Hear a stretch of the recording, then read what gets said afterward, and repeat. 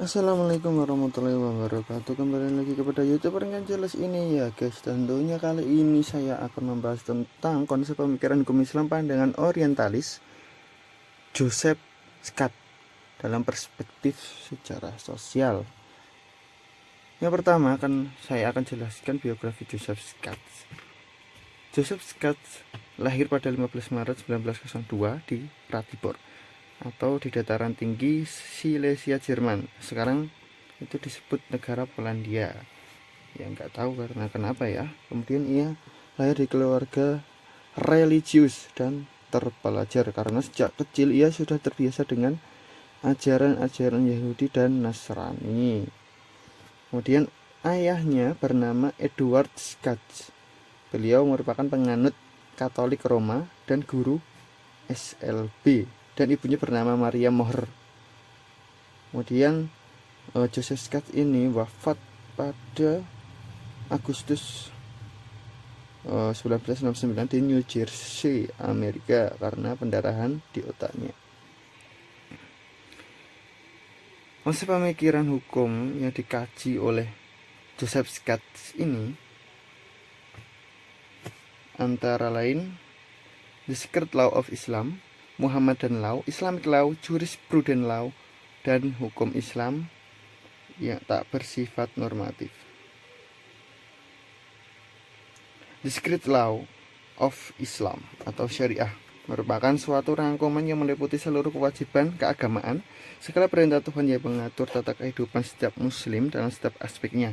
Peraturan tersebut terdiri dari peraturan yang tidak pernah berubah, berkaitan tentang peribadatan, pengabdian, masalah politik, aturan hukum dalam pengertian secara sempit. Kemudian Muhammadan Law itu suatu sistem kewajiban yang terdiri dari ibadah, kewajiban-kewajiban moral dalam posisi yang sama dan menempatkan umat seluruhnya di bawah pengawasan perintah agama. Kemudian Islamic Law merupakan totalitas perintah Tuhan yang mengatur kehidupan setiap muslim dalam berbagai aspek. Hukum Islam ini didefinisikan sebagai lambang pemikiran Islam dan manifestasi khusus dari pandangan hidup Islam. Kemudian Jurisprudence Law atau hukum Islam yang telah legal formal. Hukum Islam yang telah memiliki dasar dan teori yang matang dan ajak. Kemudian hukum Islam yang tidak bersifat normatif merupakan abstrak namun juga dalam bentuk petunjuk dan teknik. Selain itu, hukum Islam juga mesti hidup dalam tradisi masyarakat. Perlu diketahui, orientalisme berarti suatu paham atau aliran yang berkeinginan menyelidiki hal-hal yang berkaitan dengan bangsa-bangsa timur beserta lingkungannya. Orang-orang barat ini sangat penasaran dengan orang-orang timur. Karena apa? Ya memang banyak sekali ulama-ulama timur itu yang menemukan teori-teori seperti kedokteran, kemudian kimia, fisika. Salah satunya ya Ibnu Sina. Ya, mimin lupa ini Ibnu Sina ini dalam bidang apa. Oke, langsung saja ditinggalkan. Melanjutkan studi yang digunakan oleh orientalis untuk memasukkan ide-ide dan paham-paham yang batil ke dalam ajaran agama Islam agar akidah, ajaran, dan dakwah Islam itu merosot, berkurang pengaruhnya terhadap masyarakat, tak berbekas dalam kehidupan, dan tidak mampu mengangkat derajat kemanusiaan, tidak lagi berperan untuk melepasi manusia dan perhambaan pada makhluk, dan tujuan Islam tak kunjung tercapai dalam mengeluarkan manusia dari kegelapan.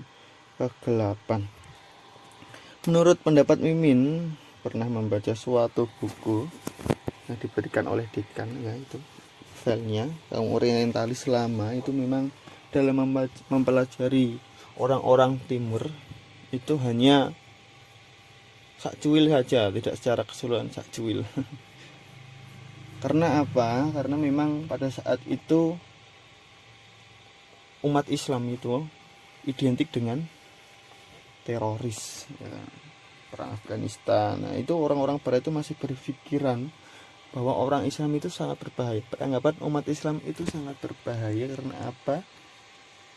Karena dia memerangi orang-orang kafir. Nah, beranggapan kaum orientalis lama pada awal-awal kemunculan orientalis ini, mereka beranggapan bahwa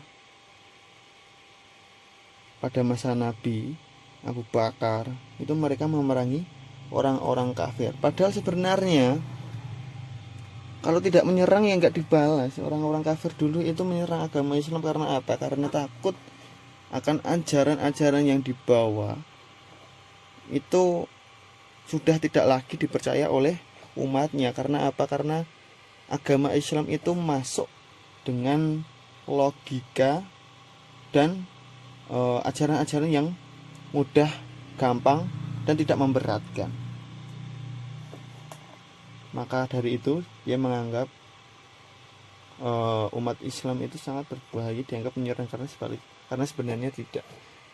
Kemudian timbul orientalis baru setelah beberapa waktu, beberapa dekade. Orientalis lama itu sudah berkurang, pemikiran orang barat itu semakin meluas, tidak hanya stop pada suatu kejadian saja untuk mengangkat agama atau pikiran suatu kaum orang-orang timur itu. Kemudian orientalis baru ini berspekulasi bahwa mereka sudah melakukan investigasi mengenai orang-orang timur itu secara agak merata. Jadi pemikiran-pemikiran yang mereka tuahkan dalam sebuah karya atau tulisan-tulisan mereka mengenai orang timur itu sudah tidak memandang umat Islam itu sebagai teroris atau bukan hanya hal-hal yang buruk saja. Mereka juga kemudian mempertimbangkan bahwa apa alasan umat Islam, orang-orang timur itu pada zaman dahulu itu berperang, kemudian bagaimana ajaran-ajaran Islam yang identik dengan ciri khas orang-orang timur atau orang-orang Arab. Jadi perkembangan orientalis ini sangat besar. Seiring berkembangnya zaman, pemikiran semakin luas, pengetahuan juga semakin luas. Alangkah baiknya sebagai umat muslim kita juga harus belajar mengenai orientalis ini, karena ini memang suatu pendapat-pendapat yang dapat kita pelajari untuk memahami kenapa orang lain, bagaimana orang-orang non-Islam, orang-orang barat itu memandang tentang Islam. Jadi pengetahuan kita semakin luas. Oke, terima kasih. Demikian materi yang dapat Mimin sampaikan. Bila ada kesalahan mohon maaf. Jangan lupa like, comment, and subscribe. Wassalamualaikum warahmatullahi wabarakatuh.